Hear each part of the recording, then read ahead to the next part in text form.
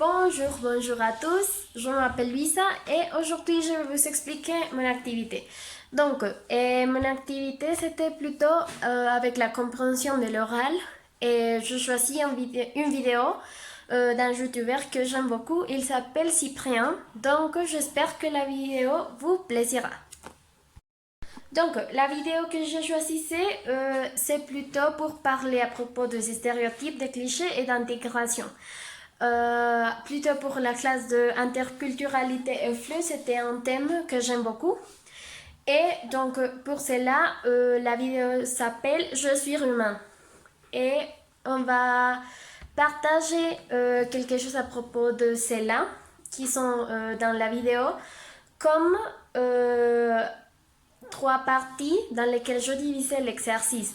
Donc, la partie numéro 1, c'est que l'étudiant doit lister les questions que je propose sur une fiche pour évaluer la compétence. Et sur la fiche, il y a quelques questions. Il y a des questions ouvertes, des questions de choix multiples et des questions de vrai ou faux, ou de oui ou non. Ce sont les trois types de questions. Et donc, dans la première partie, l'élève aura 3 minutes pour lire les questions. Et ensuite, l'élève va regarder la vidéo une fois. Et plutôt, il y aura 5 minutes pour répondre les questions.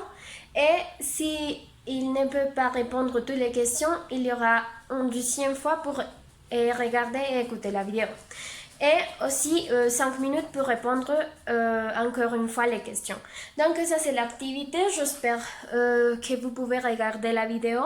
Ici je vous laisse les liens et pour cela je vais vous expliquer les questions. Je vais vous lire quelques consignes.